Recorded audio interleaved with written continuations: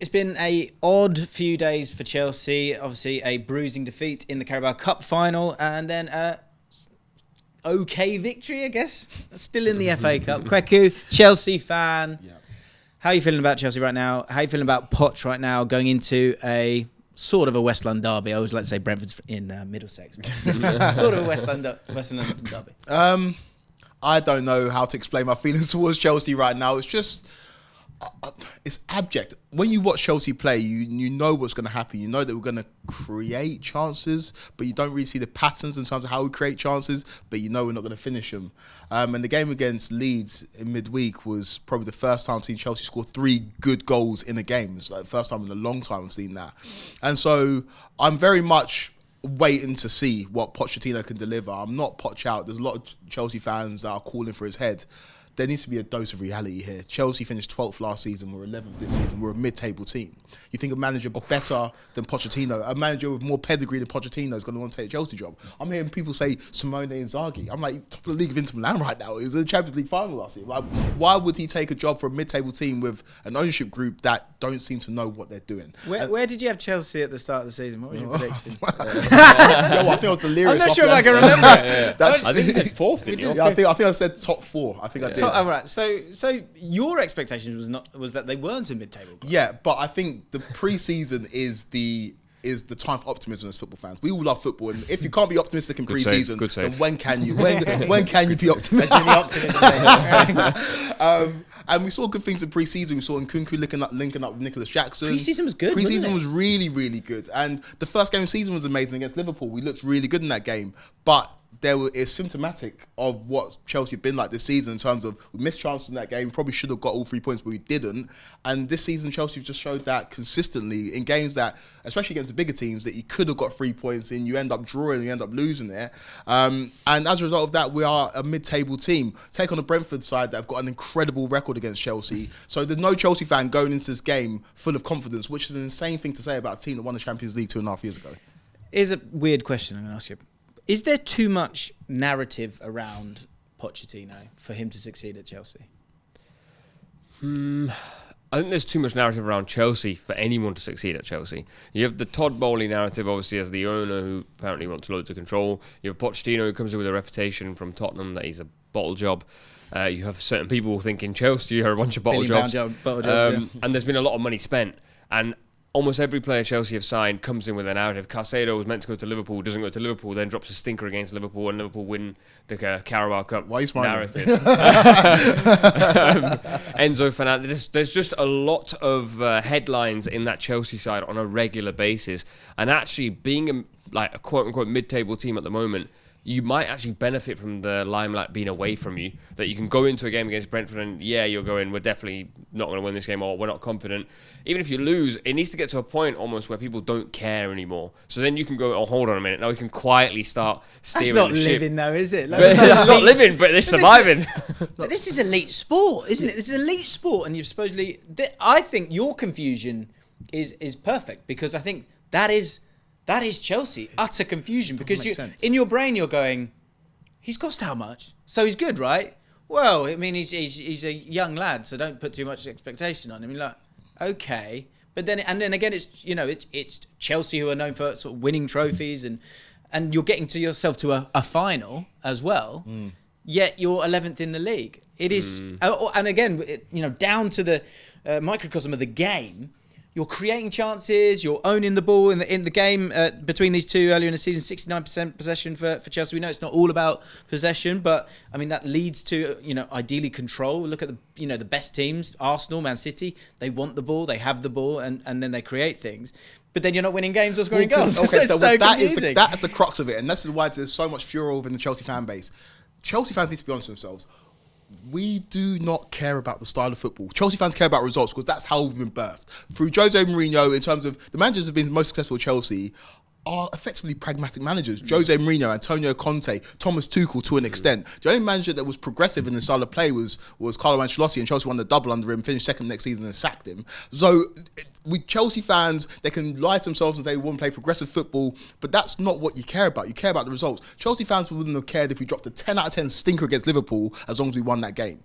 You look at the Champions League final. Yeah. You keep going back to the Champions League. You didn't play well. You got absolutely schooled. In either Champions League final, 2012, 2021, Chelsea did not play well. The majority of trophies that I saw Chelsea win, not league titles, but actual cup competitions, Chelsea have not been the best team in the finals, but Chelsea have won those games. I think Chelsea fans are losing their minds right now because in games, if you look at the statistics, it's like, oh, we had more attempts, we had more of the ball, but we're not winning games. And that's where I think the confusion comes from. And that's why I think, in Jose Mourinho's word, heritage is a thing. It's a real thing in football. And if you're Manchester United, if you're Arsenal, if you're Liverpool, you have to play a certain type of football and win games. If you're a team like Chelsea, you don't. You just have to win trophies because ultimately that's all that people care about. That's all that people are going to talk about. But I guess isn't it chicken and egg a little bit where, can a team really, I'm thinking, top of my head, I'm thinking someone like Union Berlin played very, direct football where they're not really bothered about having it.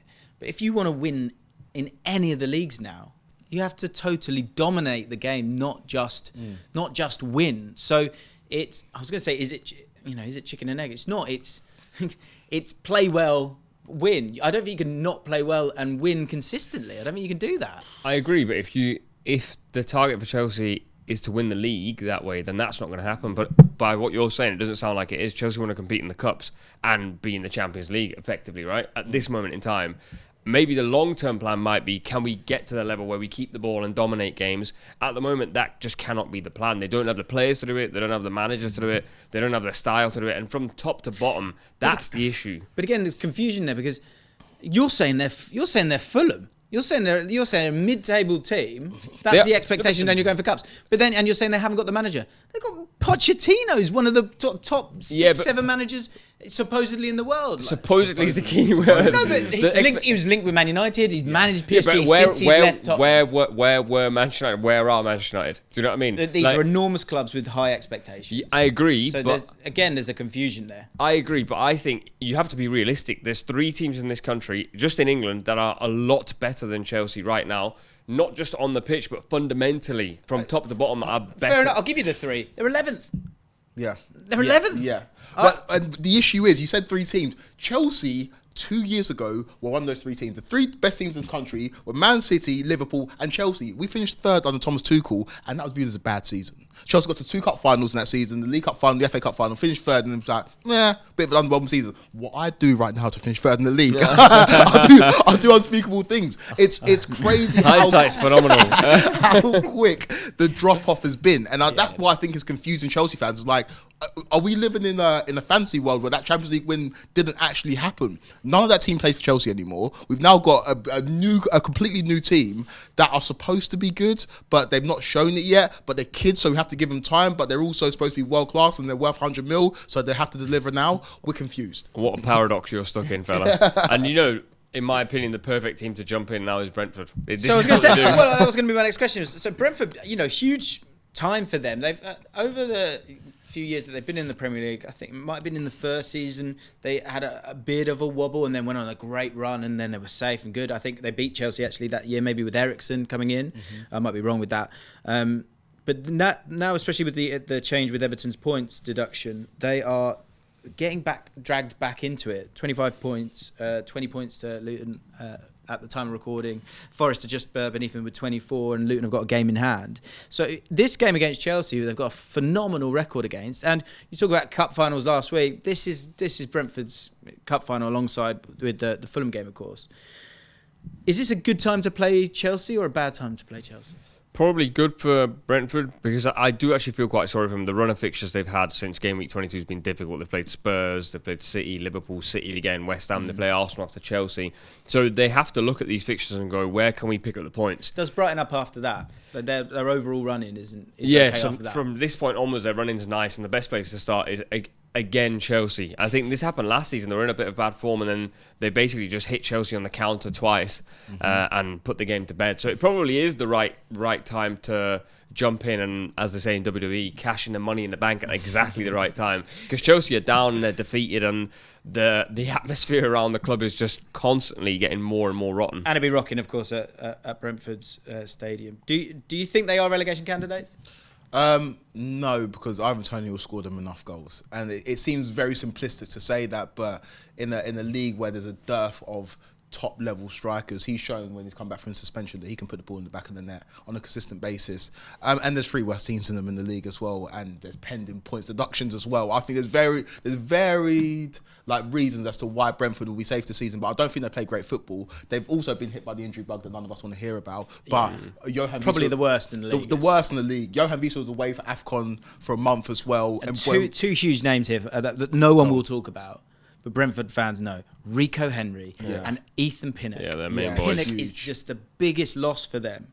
Also, every Brian year Umbrella. he's I know huge. you're not a huge fan of him, but he's really important for their style of play. 100%. Yeah, I think you're right. I think, look, when it comes to, they've always been a team that's very smart with XG, and by that they play the percentages correctly, and then they've got someone like Tony, and Maupay, like him or loathe him, I think for Brentford probably works a little bit better in terms of just being a finisher instead of having to kind of create anything himself like he was having to do at Everton.